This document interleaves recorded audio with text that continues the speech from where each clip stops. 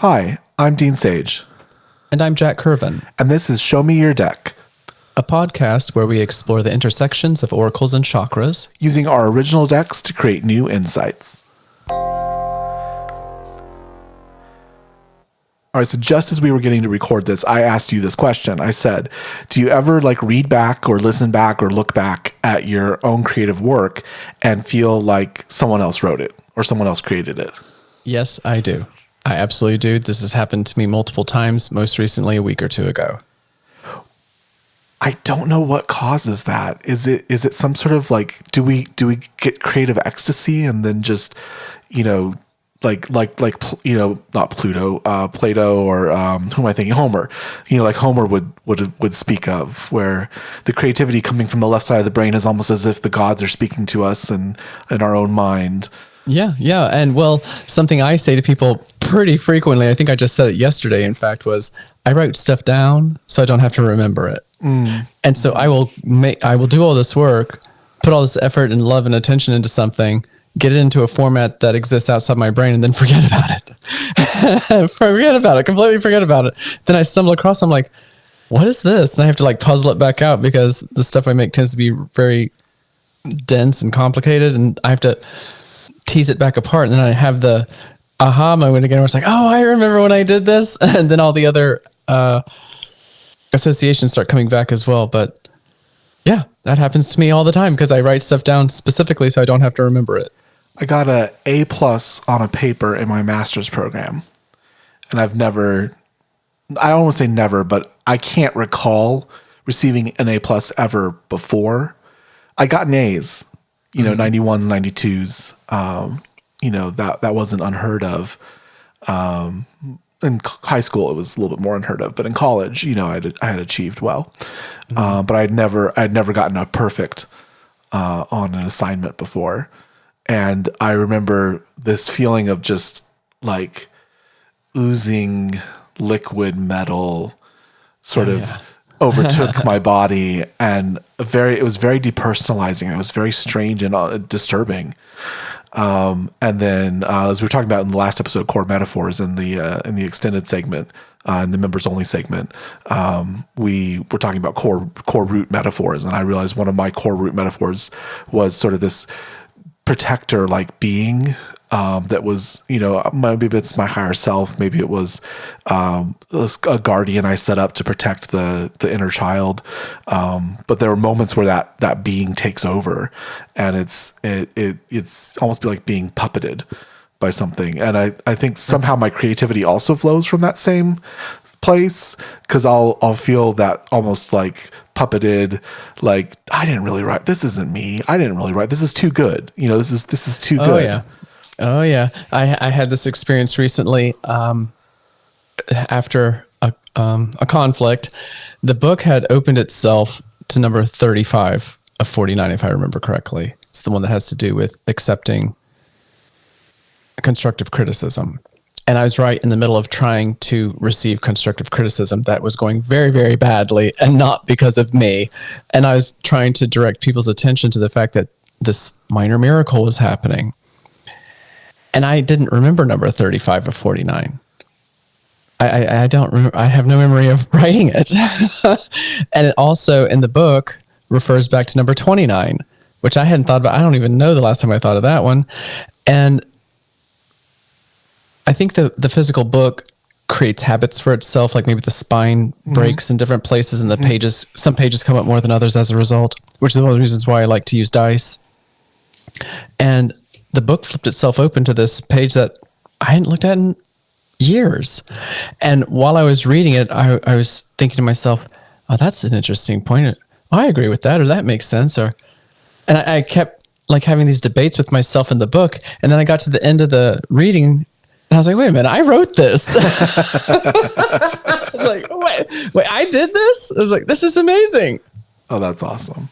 It's like somebody else had written it and I was reading it for the very first time. Same with number 29. That's, I'm curious if other creatives feel that way as well. I know, the Greeks did.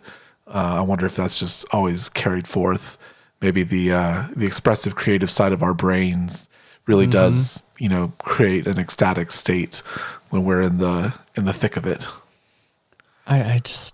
I'll go back and reread all sorts of stuff that I've written, whether it's blog entries or newspaper articles or fiction or poetry. And some of them stand out in my head and I particularly like them and I remember them. But for the most part, I go back and read something and it's my voice. I hear myself when I read it. I have no memory of writing it. But sure enough, there it is. I wrote it. Interesting. Well, why don't we find our kind of intention or mood for the episode? I'm going to roll a 4-sided die to figure out which of my 4 decks we're going to pull from first. Deck number 2. These are the Professions of Joy.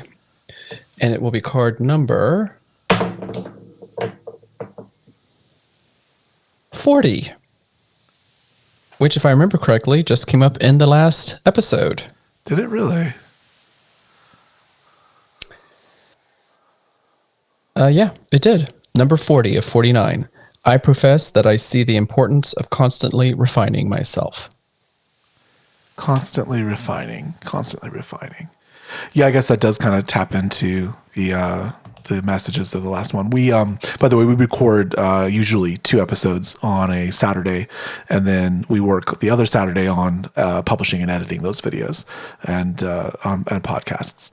So and this card came up from the haiku deck. Oh, so we have it from the profession deck now. Today we have it from the professions deck. Okay. All right. So to clarify, sorry, this is where water, third eye, I know, is impacted by fire, I do. So the way in which what we see, understand, learn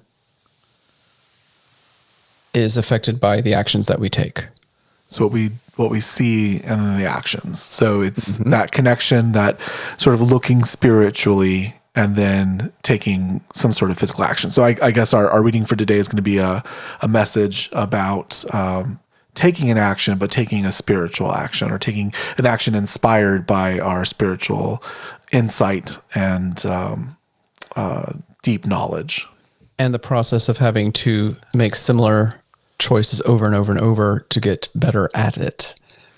I profess that I see the importance of constantly refining myself. So this is an ongoing process, which you just described happens many, many, many times. Now it's interesting. I that word refine, there's something gemstone about it when you say it. And that's what pops in my head. There's something, deep compression of the earth, time immemorial, just, hot. Like, I don't think people understand how hot the earth is, how just absolutely smeltering hot the planet is. I'm pretty sure I read somewhere once that the core of the earth is hotter than the surface of the sun. It's hot. It's very, very hot. And it's, our planet is alive in that sense. And refining, these wonderful little gemstones that we carve up and put in necklaces and put on earrings, and millions of years of refining goes into them to create the clarity and beauty of them. And all that pressure and heat and stress across time is what's required for them to be born. So I'm not sure if that's completely the metaphor of the moment, but there is something interesting about spiritual compression, spiritual fire, spiritual energy, and the idea of refining it within physical fire. I think it's aiming us towards the process of maturing our own wisdom. Maturing our own wisdom. I like that. Because maturity, as we're finding out, I don't think maturity ever ends. I know they keep talking about, well, the brain's plastic by this point. And then they do new research. Well, if you're neurodivergent, your brain's plastic by this point. I don't think the brain ever stops, but I think we get very good at the pathways. So I noticed this when I was a math teacher. When I was in school doing math, it was always a very high level of logic and cognitive overload. Just so much effort to do math in my head. And then in my 20s, I started teaching math, and the pathways sort of coalesced and it was easier. The water flowed more freely. So I don't know that it's a matter of plasticity. Biologists will probably prove me wrong, and that's fine. But I just personally, I feel like the brain continues to be new, continues to form new pathways if you seek it. It continues to mature if you seek it.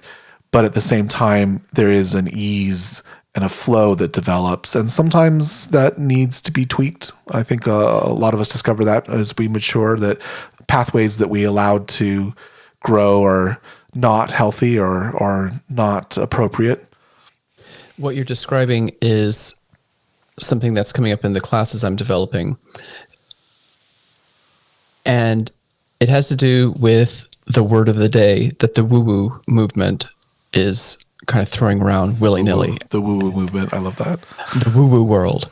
The word of the day, or the word of the year, I suppose, is embodiment. But when I ask people what embodiment is, they never really can tell me. They're just like, oh, you're in your body. I was like, that's literally what the word embodiment means. And so I had to come up with a definition of it so I could relate it to the conversation happening around me. And I very, very specifically describe it as an ongoing curiosity that fuels enrichment. And that is what leads us towards identifying and achieving our purpose. Ongoing curiosity, refinement. These are good. These are good moments. These are good metaphors. I am feeling your deck for card number 2. Let's see what we get. Well, let's find out which deck we're going to pull from first.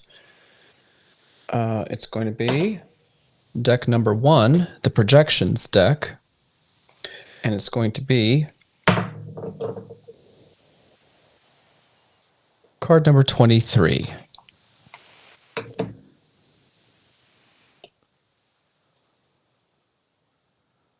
Okay, here we go. This is Anahata. This is heart chakra, green, wood, and how it is affected by Vishuddha, aqua, air, I say. How I love is affected by I say. See both sides of the board. Play yourself at chess. Listen as much as you speak. Let people disagree. Maturing wisdom, refining, and here we have probably the most healthy way of doing so, which is to allow yourself to see others. And I think actually, even because it's the throat chakra, so it's to hear others, the communication, the verbal vibrations, the vibrations of others, but also to speak and be spoken to. So that interactivity of it. And then the heart sort of is the clarifying term, listen with the ears of your heart. I think I've heard people say that. There's a connection there that you're forming in the idea of maturity and putting things together. And allowing people to disagree. That's a key point. Because you will not convince everybody of everything, nor should you be able to, because you're not always right. Maturity to learn to listen to the disagreements, which can be hard. And understanding how it then allows you the flexibility to be wrong yourself.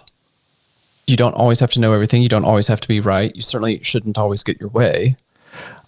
I often hear it's okay not to know. I think we teach that a lot. It's okay not to know. We teach that in leadership a lot. It's okay not to know. It's okay to find out information. It's okay to learn. From the students. I think the harder part is it's okay to be wrong as well. I think, I just flash to leaders because I work with a lot of leaders, and part of my role is developing leaders. Being wrong is hard. Being wrong and standing in your wrongness and accepting your wrongness is not an easy task. And there is a maturity to that. There's a refinement to that. When I'm asking other people questions, I try to always give them the wiggle room, especially if it's an uncomfortable question. I tell them the correct answer can be no. The correct answer can be I don't know. I'm just asking a question, and I want people to feel like they can speak freely with me. And so I try to remind people if they look like they're on the spot, I was like, the correct answer can be I don't know. Or if I'm asking you for something, and if you don't want to do it, the correct answer is no. The power of no. Mm-hmm. But the power to hear it. Oh, yeah. Yeah. Because when somebody does say no,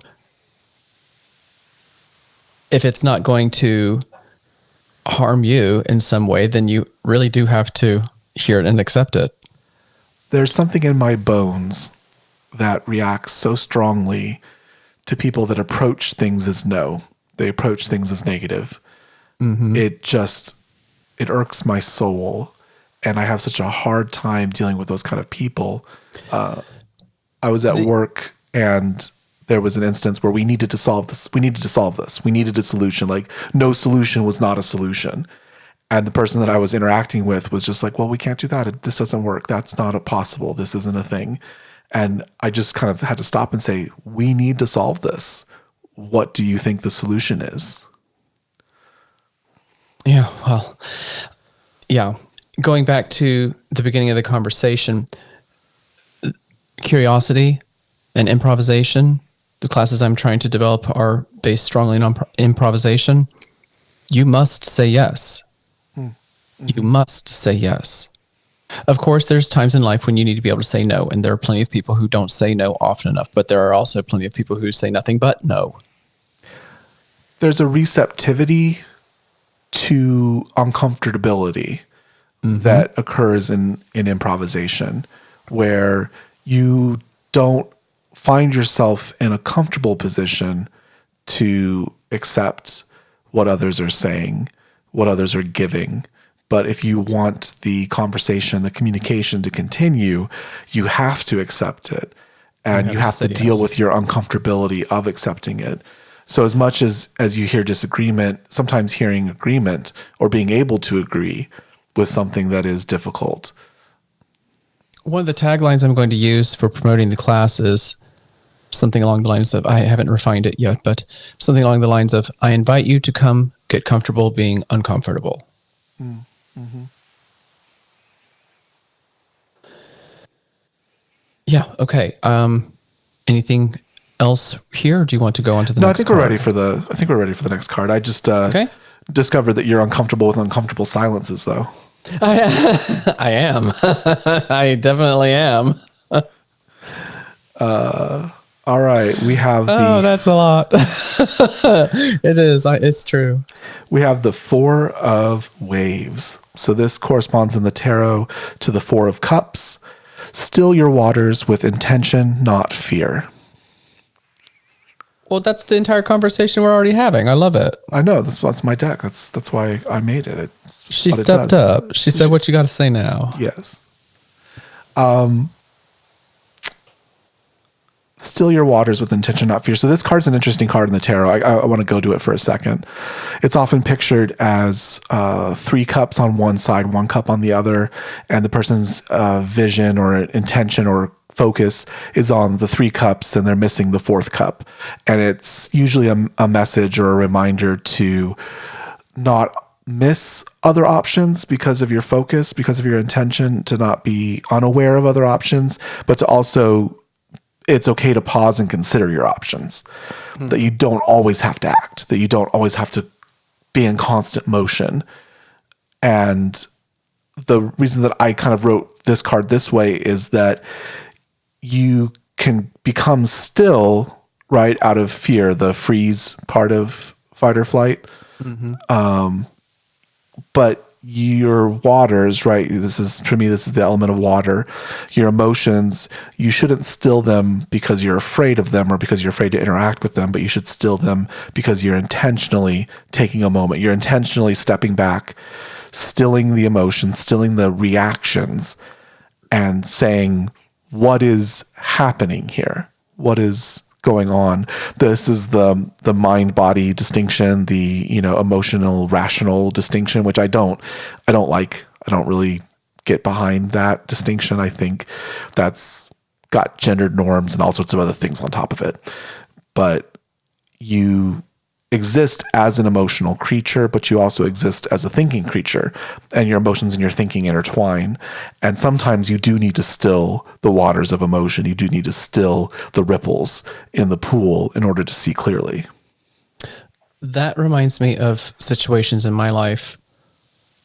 I live with bipolar disorder, number 2. And it has been a lifelong purposeful effort. When I am so severely triggered that I'm on the cusp of a nuclear meltdown, and they are not moments that I'm proud of, figuring out a way to let my adult mind tell my overly reactive child mind to just be quiet for a moment so I can think. And the last time that I was in a situation where I could have gone volcanic, I didn't. And I was so proud of myself because I have this lifelong pattern, not just of burning bridges, but of torpedoing bridges. And I'm not willing to let that happen anymore. Bipolar disorder has affected my career and my life journey in so many ways that I no longer want to let it have responsibility for. And this idea of trying to figure out what's in your blind spots, that is so poignant. What you're looking at is not all that there is. We've been talking about maturity. We've been talking about, the intention. There's definitely a maturity and uncomfortability that we discussed, but there's a maturity in understanding how to interact with your emotions.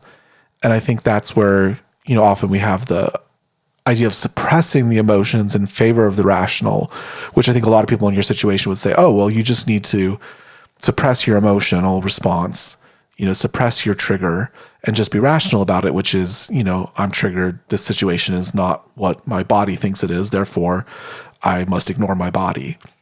And I think there's a true maturity, which is my body is experiencing something. Therefore, I am experiencing it. But in that moment, I also have control over my reactions. I have control over my body. Mm-hmm. And that's been what I just described as the process of doing exactly that. When I am able to recognize I'm in that potentially volcanic state and able to specifically not let myself go any further, those moments have felt like real triumph. Mm-hmm. I have to say I'm very proud of myself in those moments for not unleashing hell. But it's a process of constant refinement. We get back to that heat and pressure. I think it's interesting. You just use the word volcanic, and that brings us right back to gemstones. And the volcanic action is what brings up these time-tested, patient gems and rocks and minerals and things that we use for our new age of living, of technology and things. And they're all this constant motion, this constant breathing of the earth. You saying that reminds me of another profession from the book. Do you mind if I shared? It's not part of the reading per se, but do you mind if I introduce something right quick? Okay, let me go grab the book. I'll be right back.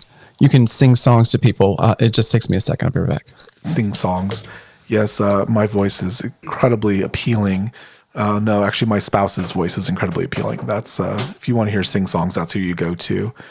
But not me. Thoughts. I'm back. Thoughts. So, what you're describing is the imagery I used in number 1 of 49 in the book. The very root. The very, very root. The haiku for that is stars, dust, salt, earth, clay. Me, life's vase birthing diamonds. Clay, earth, salt, dust, stars. The prose that faces it on the other side of this spread, the last paragraph is, So why not process all the pressures and stresses constructing your memories as an opportunity to produce wise gemstones? You are made of carbon. Diamonds are too.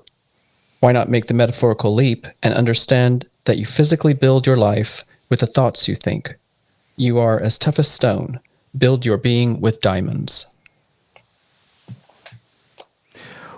What made you jump to that? Why was that such an important apostrophe to this reading? Because of the way you're talking about gemstones coming forth from the earth and how those are rather like the earth's memories of itself. And that they are manifested in these materials that include gemstones. So in this process of refining, looking at the way you experience pressure and stresses and thinking of them in terms of opportunities for growth and allowing that pressure to turn into the gemstones that we're mentioning right now. It just made me go right to number one. It's right. Number one of 49, right out the gate. Build a life of diamonds. It's fascinating to bring that up because the universe is formed by pressure. We aren't quite sure what the first pressure was. We don't quite know what was holding in the universe before it expanded. Did it exist before it expanded? What, like that first moment is still a mystery to us. But we do know that the incredible pressure of the universe is what caused its explosion. And then we know that the reformation of pressures, these little points in space, is what created stars, and those stars had to live and die before we could get heavy elements, because the heavy elements only existed in the pressure of the core of a star. And then those heavy elements spread out and exploded again and then recoalesced into planets, and then planets birthed life, and life birthed humans. Yep. All through pressure. We are the children of pressure. gravity. Huh? We are the children of gravity. I love that. And gravity, not just physical gravity, but emotional gravity too. Well, I think it comes back to the way that I view things. Like my friend who's in the hospital, we talked a little bit about life and death, and the fact that they're in a hospital. The kind of, to me, it's the echoes of life that exist there. There's very intense emotional moments of life. There's death, and I don't know what happens afterward. But I do think, regardless of there being a soul that continues, there are spiritual echoes that are left behind, and there's a gravity to certain places, like a hospital, where those echoes swirl. And I think that's, a part of what makes spiritual life so interesting, is that these echoes continue and can be felt and can influence and can be part of you.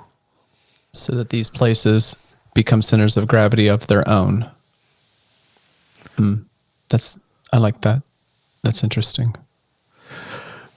Maturity, spinning gravities. It's an interesting place because we talked about stilling your waters before a star is born. There's a stillness as everything coalesces and the pressure continues. The pressure itself, I think, is still.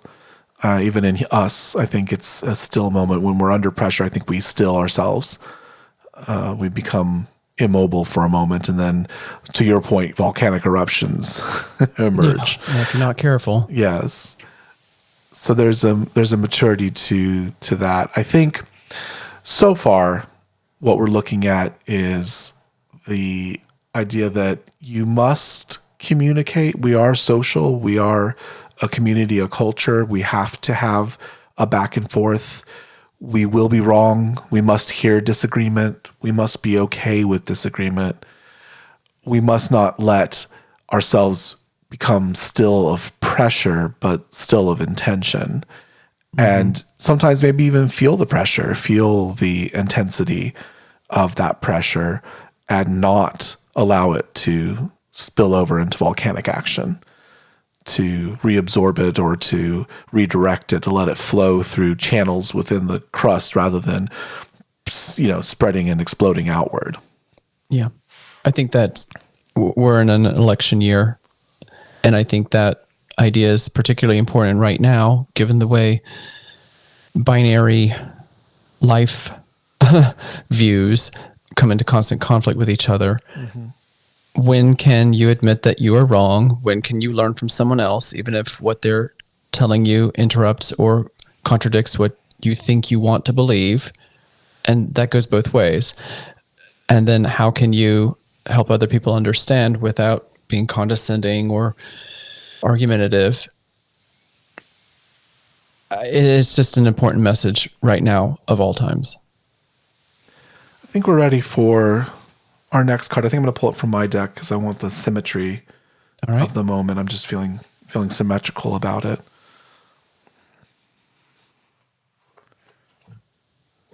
All right, we have the Six of Flames. So this corresponds to the Wands suit in the tarot. So this would be the Six of Wands. Feel the warmth of those who celebrate you. Oh, yeah.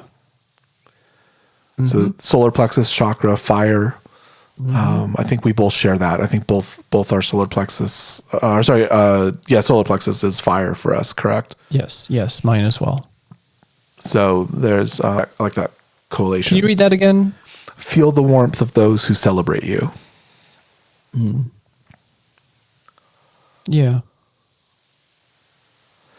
That's nice. I think this is a turn. We've been talking about internal maturity, internal feelings, but we, need to be reminded, I think, in this case, of the external nature of things and how that kind of external light and heat is important.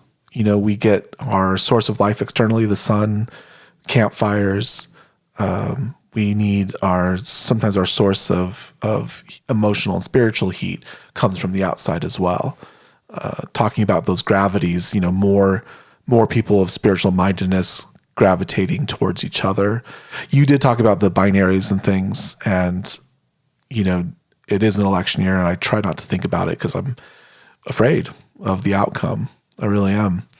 And it's very easy to become polarized. It's very easy to just gravitate away from each other and to have no connection, to cut off connection.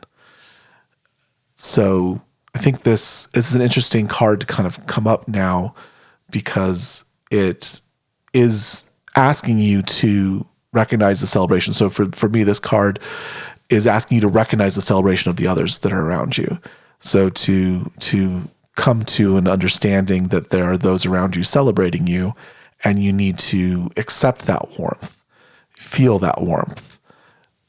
Even in disparity, you need to feel that warmth. So it's an interesting card at the moment. What are you kind of hearing and feeling from it? Well, it's a nice reminder that it's not all about me. This is a card that reminds me to look out, not specifically go get affirmations, but if something is correct or being done well or beautiful, it's good to know that. It's good to get confirmation from other people that it's not something that exists only for me. Mm. The card beforehand, well, a couple of cards beforehand, seeing both sides of the board.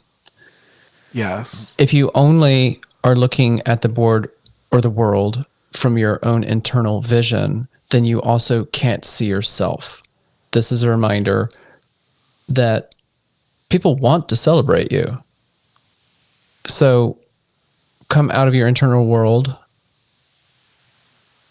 and allow them to congratulate you and acknowledge you, because this process of refining yourself, you need perspective.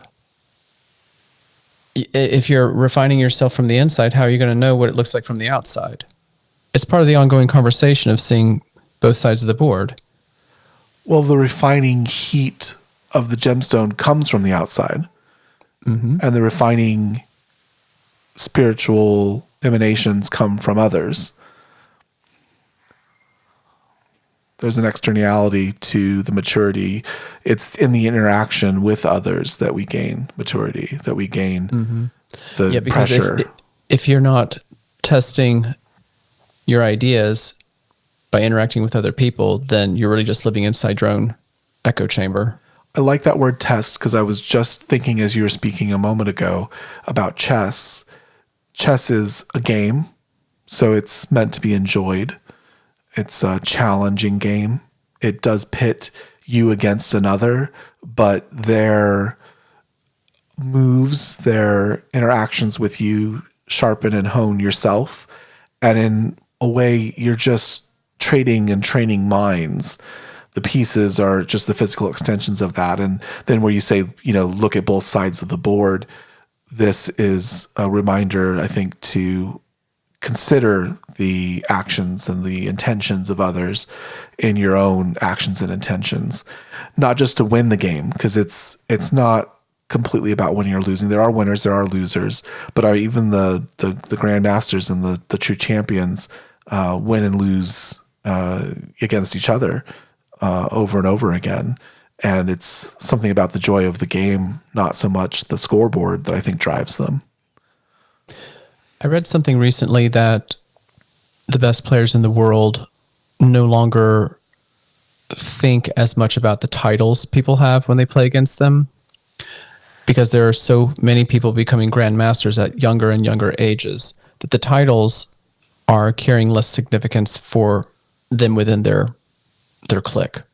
That what they want to know first and foremost is what their rating is. What's your ECO score?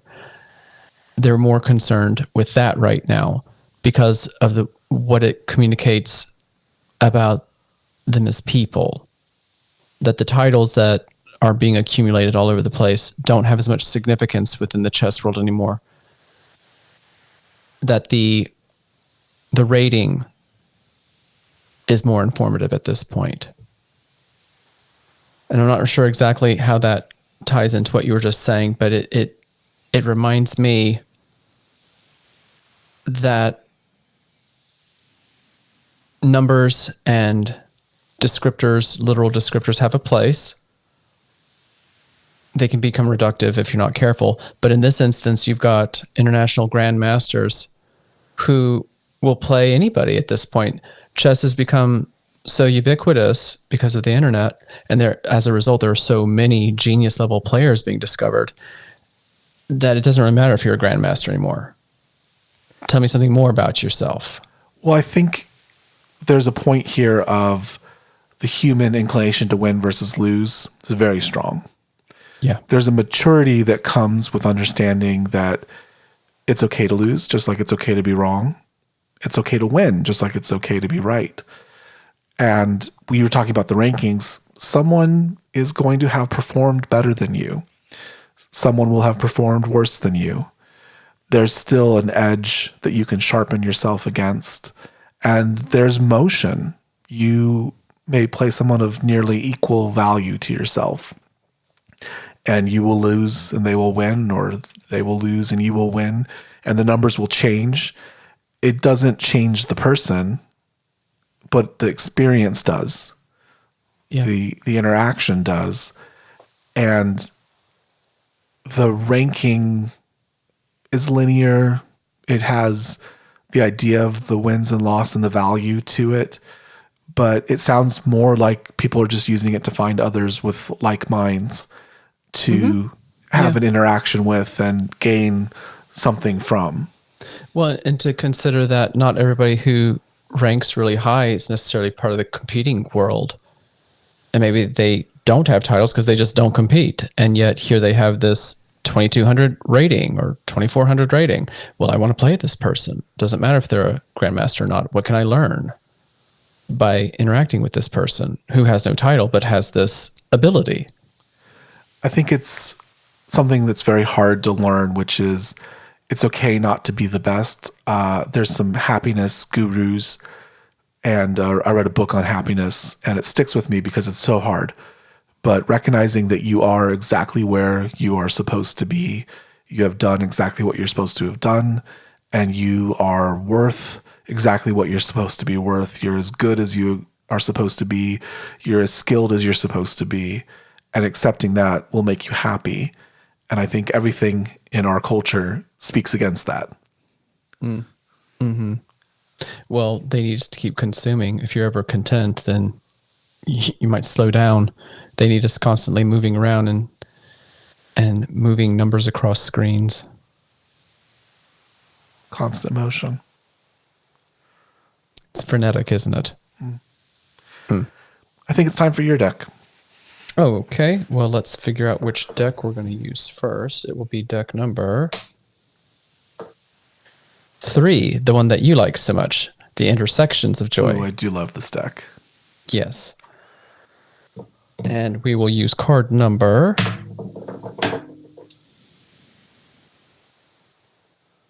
24.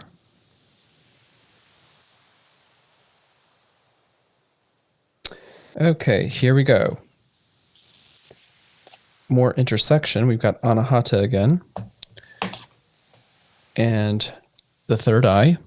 So how I love, how I connect is influenced by I see. So how the relationships that you create or maintain are influenced by what you perceive and what you know. Very poignant.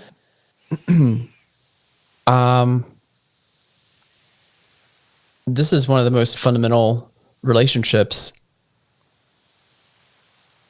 because we always are connected, even if it's not particularly strongly to other people. Like some people are more introverted or they are more reclusive, but we have some kind of connection to other people, even if it's not particularly healthy.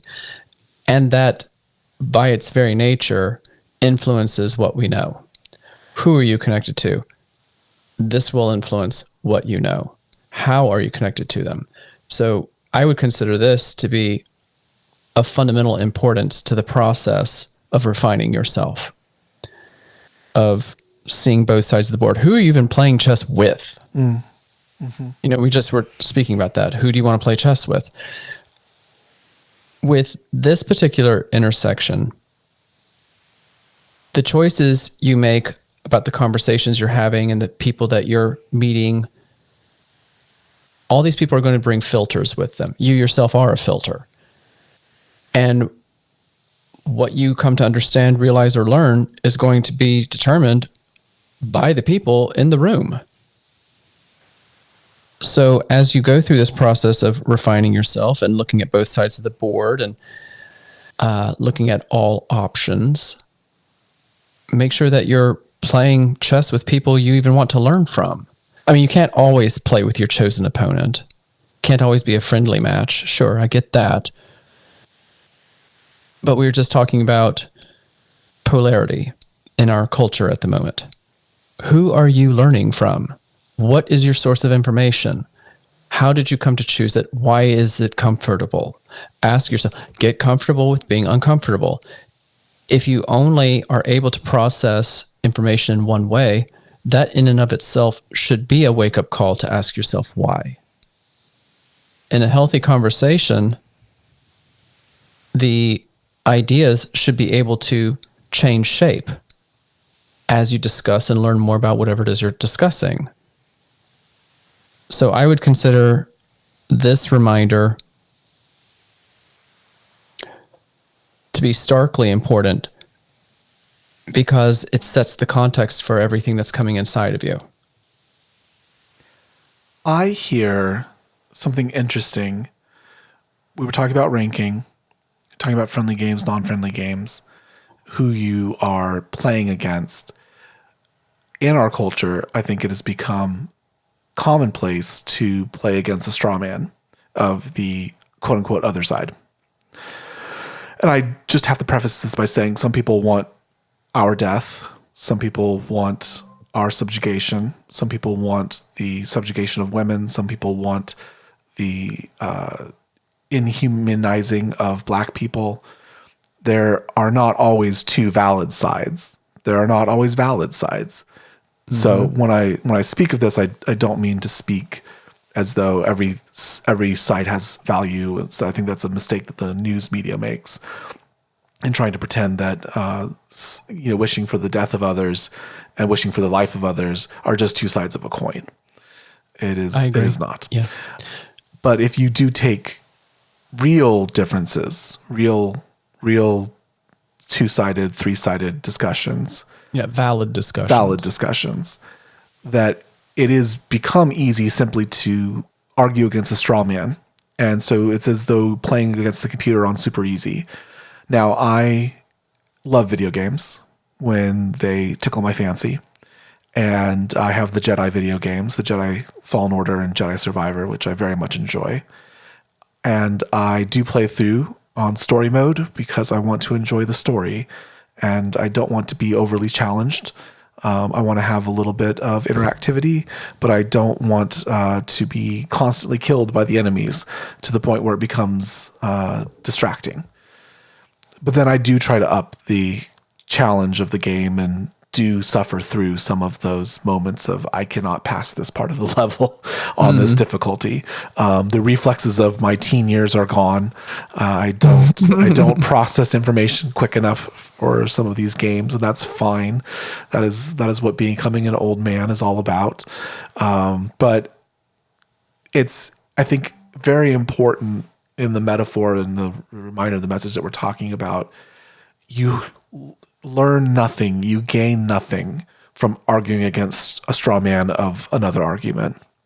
It does nothing but create an echo chamber for you and those like you, and honestly dehumanizes and demonizes other positions in a way.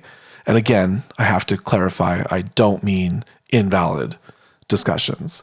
There are some very invalid discussions happening this election that are scary and troubling. And I do not mean to say that those discussions themselves are what I'm referring to, but things on how do we best spend money in, improving the lives of people. That's a debate, and there's no right answer to it because there's multiple answers to it. Where do we invest in infrastructure, and what is the best? Is better roads? Is it better subways? Is it better high-speed rail?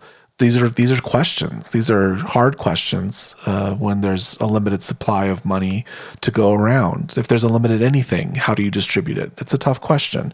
There's multiple sides to that. But the tendency to simply make a straw man out of the other side and to sharpen yourself against nothing, to blunt your instrument against nothing. Yeah.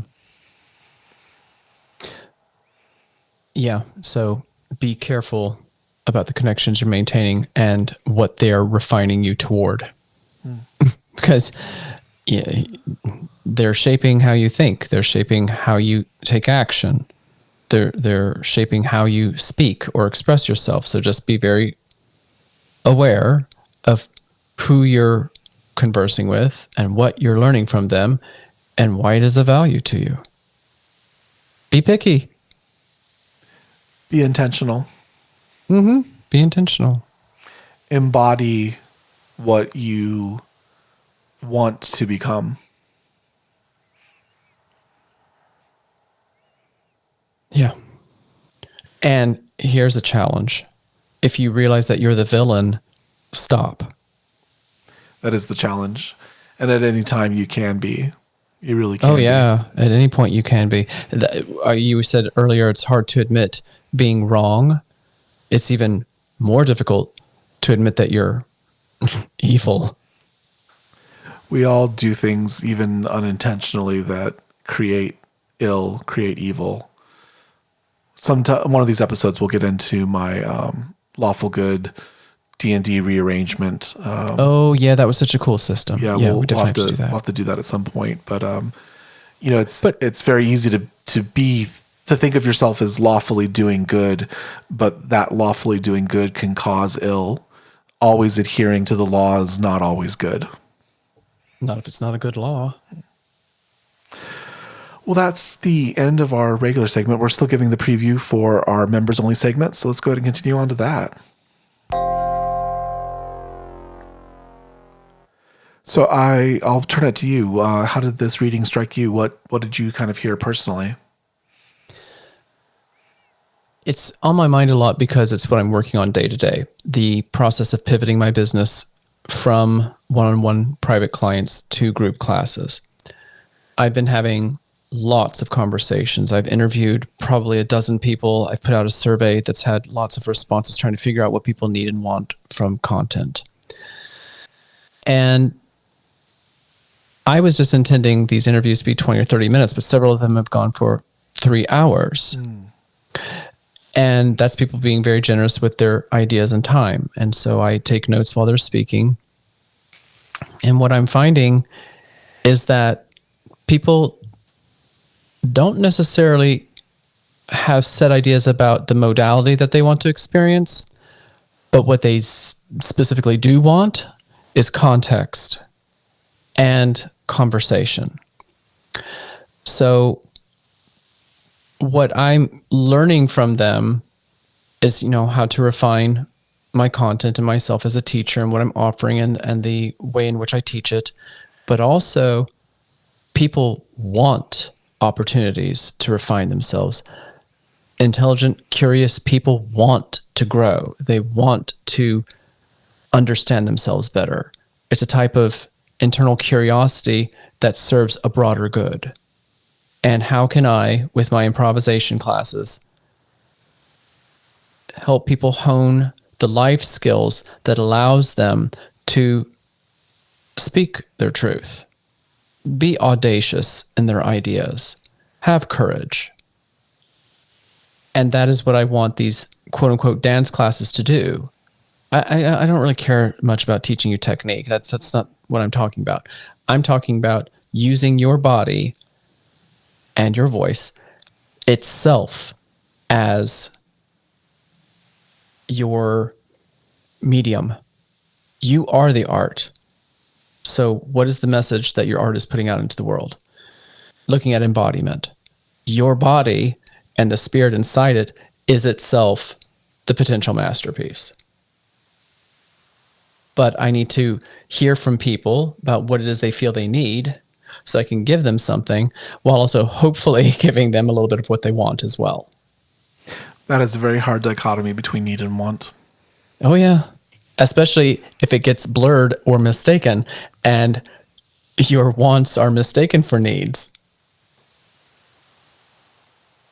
So it's been a very interesting process figuring out how to create a container. That's a word that's going around in the woo-woo world, is create a container. So I'm trying to effectively program a class where people feel safe coming in and taking chances with the unknown and allowing it to be an incubator for courage. So I heard a lot of you in there.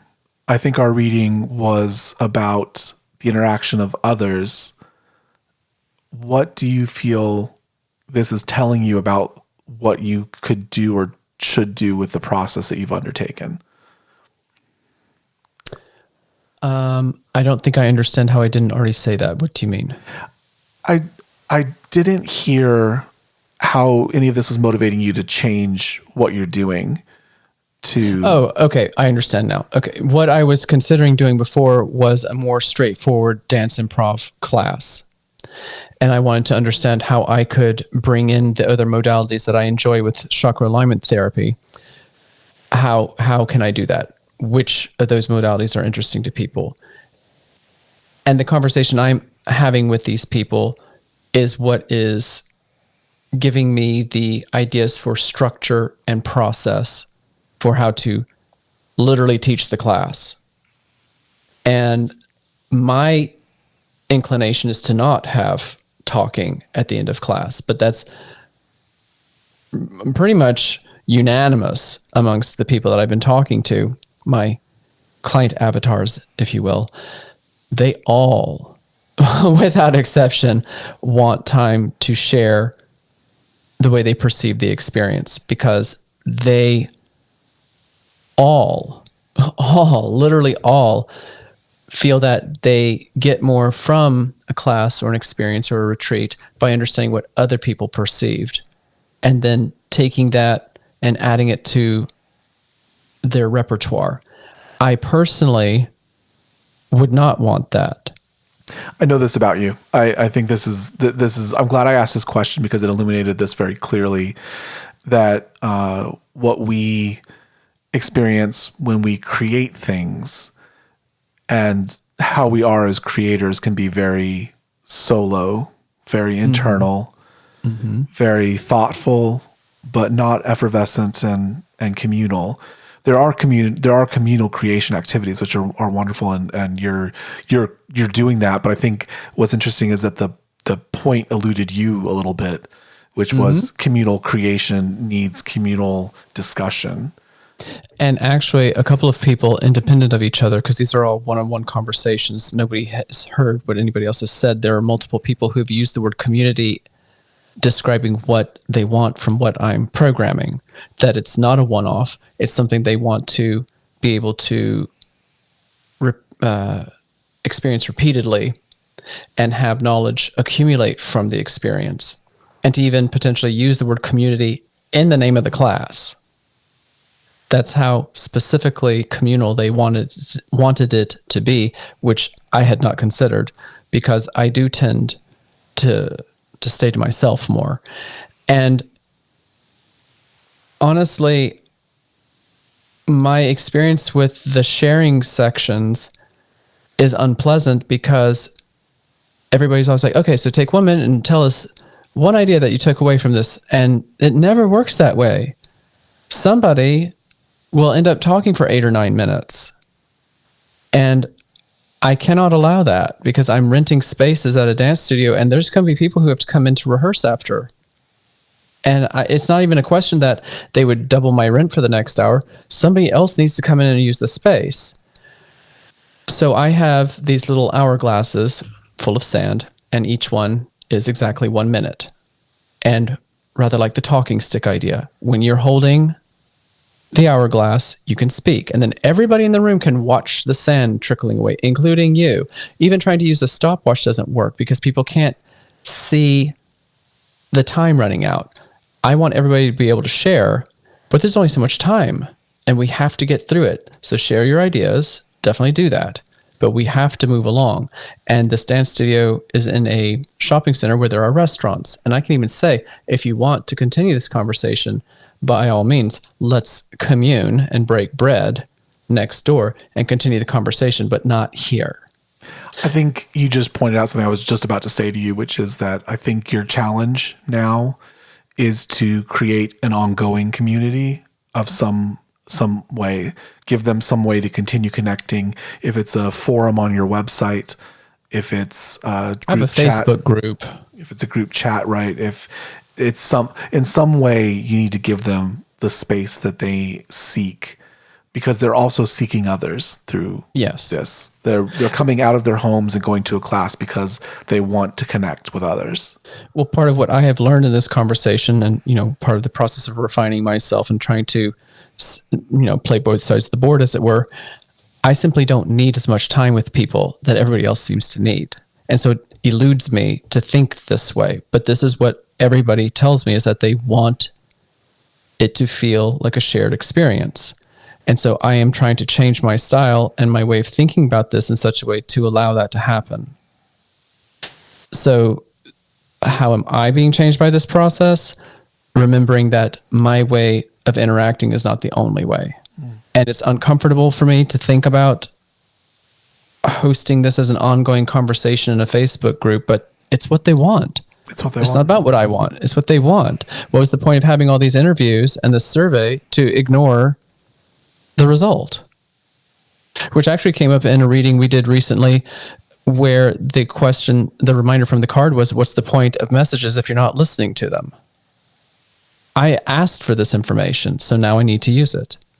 Even though it goes against my preferences, I will reform my idea so that it gives people what they need.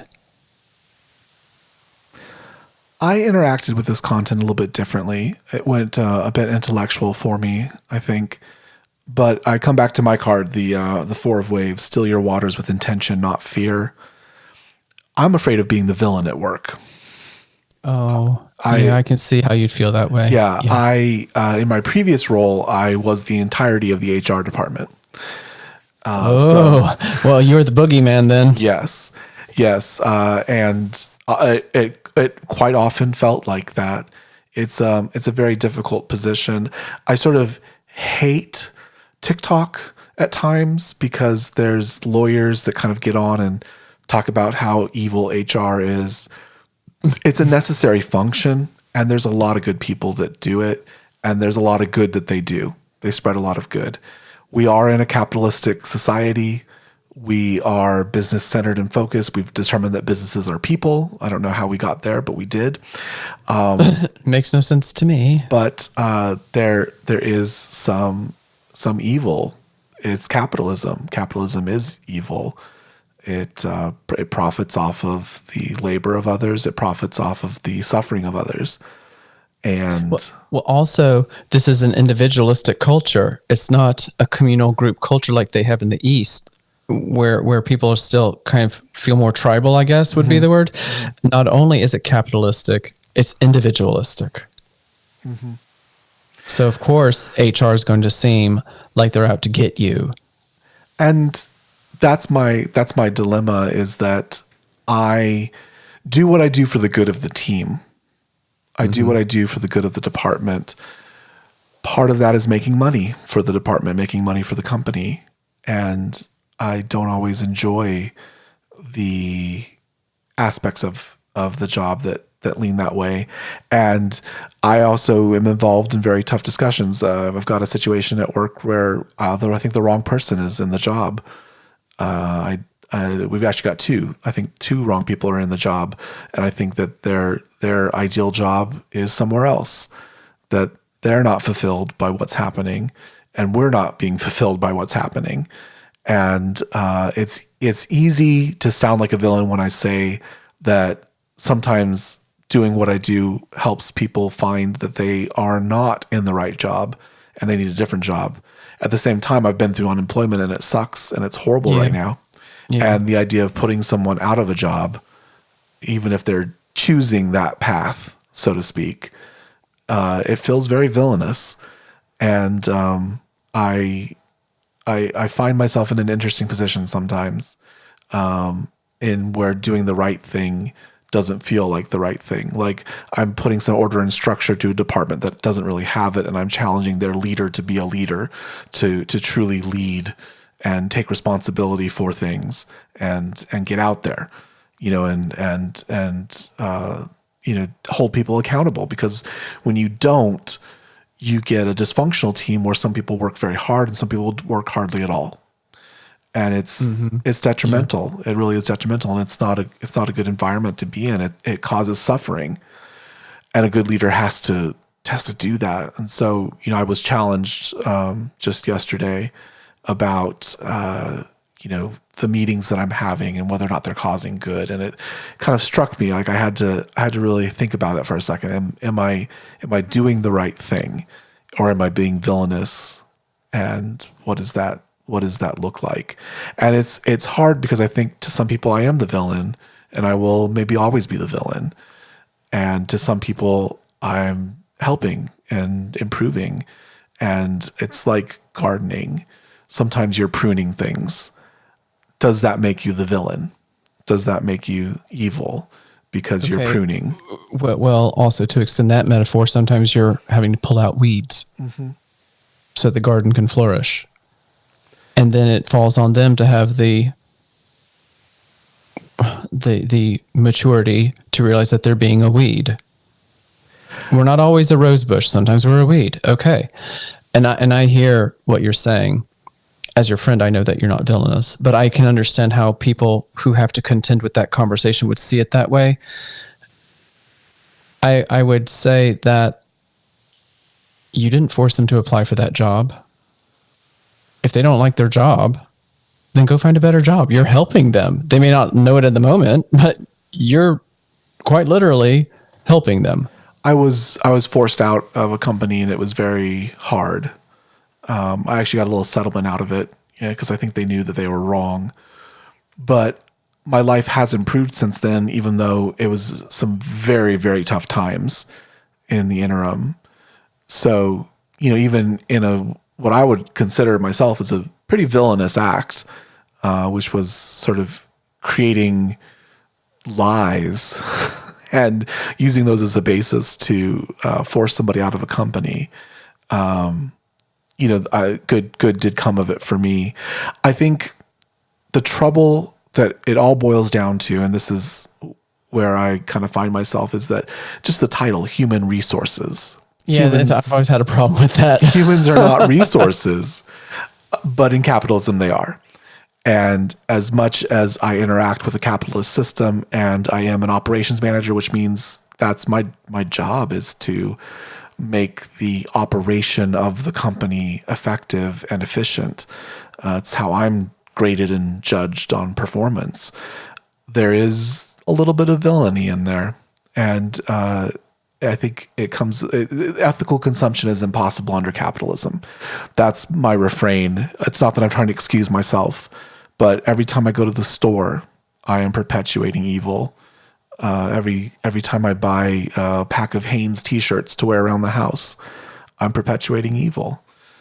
And, we are all cast as the villain in some ways. So it's not really a high note to leave the show on, but it's where the reading took me. Well, it doesn't always have to be a high note. I mean, we don't owe anybody a high note. When we can give them one, we do. But if this is where you are, then this is part of your process of refining yourself. Mm-hmm. Well, where can we find you if we can find you? On Instagram, I'm at 49 haiku, the number 4, the number 9, HAIKU. I am also at 49haiku.com. I am at Dean Sage Media, where you can find me. I'm really not active on very much but Instagram. But I do check in on things. Unfortunately, we're going to have to market this on X because that's where I have the most followers. So to try to reach the most people, I have to go to a villainous place. But yeah, I'm really more active on Instagram. So at Your Deck on Instagram, you can find us. It's showyourdeck.com on the web, and we are on YouTube. So if you'd like to see the cards themselves that we're drawing, you can actually go to our YouTube channel, Show Your Deck on YouTube, and be able to see visuals of our different cards as we talk about them, if you prefer that. And we've got these cute little cartoon heads. Eventually it'll be us talking, but we're not technologically there yet. So we're still gearing up towards that phase of the show, but eventually you'll be able to see the cartoon heads synced up with the audio, and it'll be really cute and interesting. We are constantly refining. Have a wonderful day, everyone.